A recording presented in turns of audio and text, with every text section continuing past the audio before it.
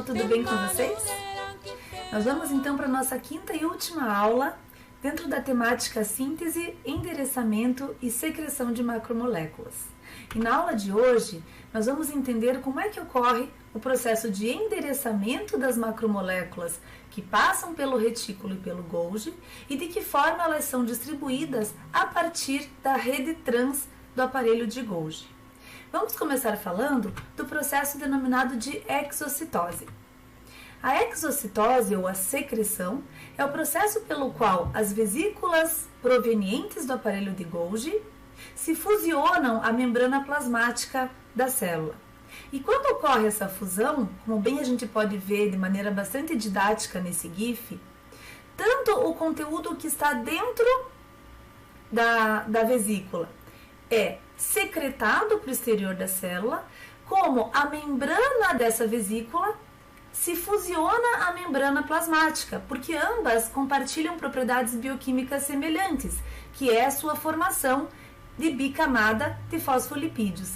Então, pelo processo de autosselagem de membranas biológicas, a fusão dessas duas membranas gera, então, uma agregação da membrana da vesícula à membrana plasmática, como nós podemos ver aqui.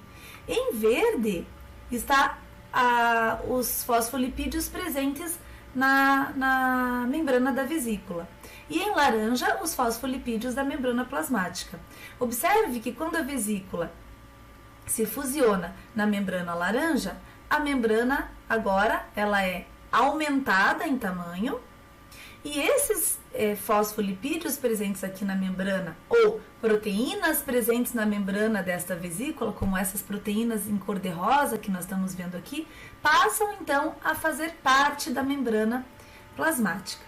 Portanto, a exocitose é um processo pelo qual a célula repõe proteínas e lipídios de membrana e também secreta componentes, macromoléculas que devem fazer parte da sua funcionalidade no exterior celular.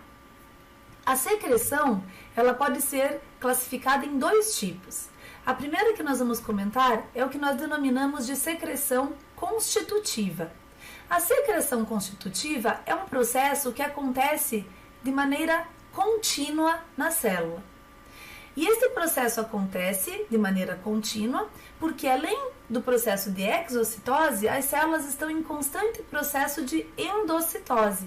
Então, enquanto o processo de exocitose vai repondo os fosfolipídios da membrana, processos contrários que são de endocitose, que nós vamos falar mais para frente, vão consumindo essa membrana. E isso explica, por exemplo, por que uma membrana de uma célula ela não fica variando de tamanho ao longo da sua vida. A secreção constitutiva é, por exemplo, o tipo de secreção que ocorre, então, para repor lipídios da membrana plasmática recém-sintetizados. Então, nós vimos durante nossas aulas que os lipídios de membrana são sintetizados no retículo liso, são transportados até o Golgi, onde eles passam por processamentos adicionais, e aqui nessa rede final do aparelho de Golgi, que é a rede trans, eles são, então, empacotados e formam vesículas que vão ser fusionadas à membrana plasmática. Além dos lipídios da membrana, a gente tem também as proteínas de membrana, que estão representadas aqui por essas estruturas pretas. Então, as proteínas de membrana, por exemplo, glicoproteínas, proteínas transportadoras, canais, são todas proteínas que são sintetizadas lá no retículo rugoso, são incorporadas à membrana biológica do retículo rugoso e do retículo saem essas vesículas contendo essas proteínas de membrana, elas são incorporadas ao aparelho de Golgi e aqui na rede trans-Golgi essas proteínas de membrana, como essas desenhadas em preto, são então levadas até a membrana plasmática, onde vão ser fusionadas e vão então começar a fazer parte aqui da estrutura da membrana. Um outro exemplo de secreção constitutiva são as glicoproteínas que compõem o muco. Aquele muco que as células caliciformes têm que secretar no epitélio da traqueia, por exemplo, como um processo de defesa contra a invasão de patógenos ou poeiras ou pequenas partículas danosas ao nosso sistema respiratório.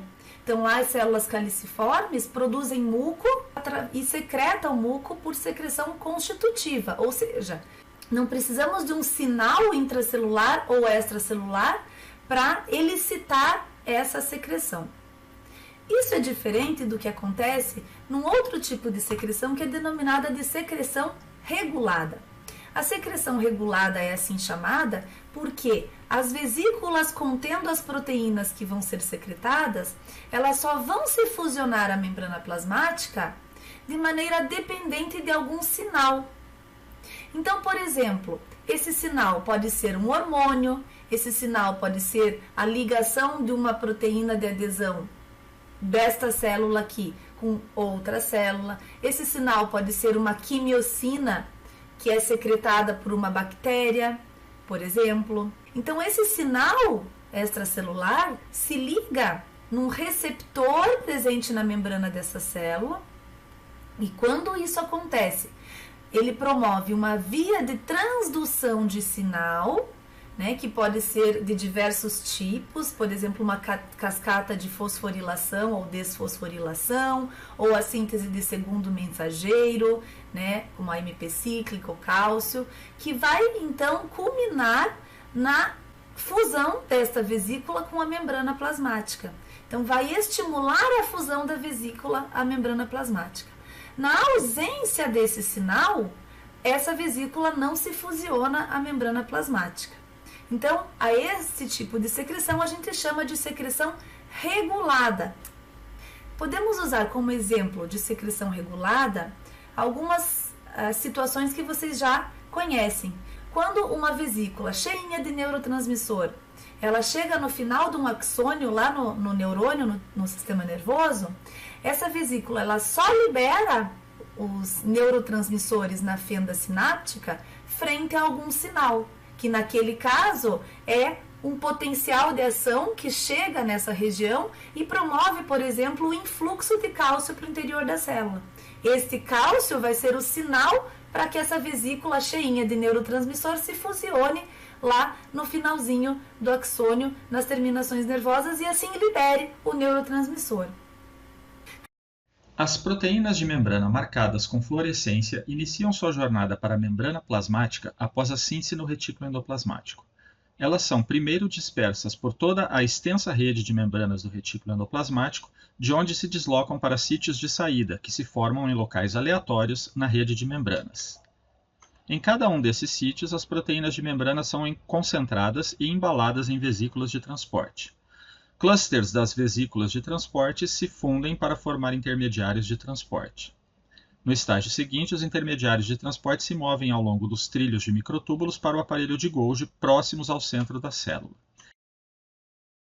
As proteínas de membrana saem do aparelho de Golgi. Elas se movem nas vesículas de transporte que agora são puxadas para fora por microtúbulos que as carregam até a membrana plasmática. Cada vez que uma vesícula derivada do Golgi se funde com a membrana plasmática, seu conteúdo de proteínas se dispersa.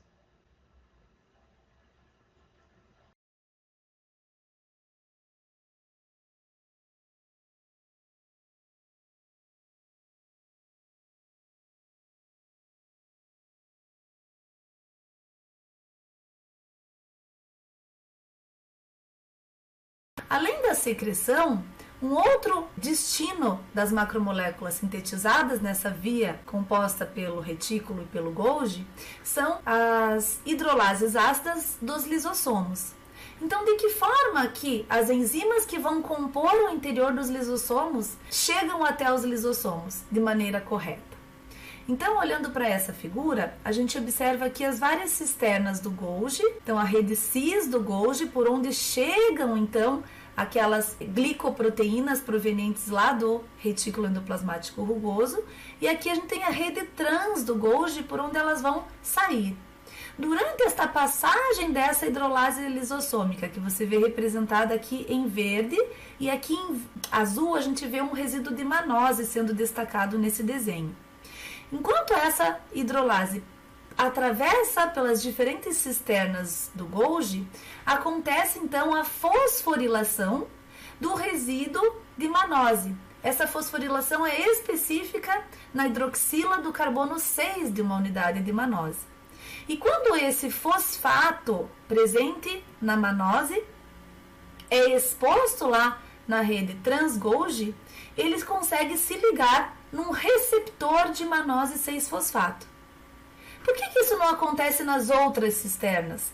Porque o receptor está presente apenas na rede trans do Golgi. Então, quando essa hidrolase com a manose fosforilada chega na rede trans-Golgi, ela é reconhecida pelo receptor, que você vê aqui desenhado em verde escuro. E quando ocorre essa ligação da hidrolase, que está marcada com o fosfato, ao seu receptor, existe o brotamento aqui de vesículas. Quando essas vesículas são formadas, elas são transportadas aos lisossomos. Então, ocorre a fusão dessa vesícula de transporte com a membrana do lisossomo. E o que acontece quando esse complexo hidrolase-receptor encontra o lúmen do lisossomo? Então, quando ocorre a fusão dessas vesículas e esse complexo é exposto, então, ao pH ácido dos lisossomos, ocorre uma dissociação. E a hidrolase ácida, então, passa a fazer parte do lúmen do lisossomo. O fosfato presente naquelas unidades de manose são removidos e essa enzima, então, fica no lisossomo.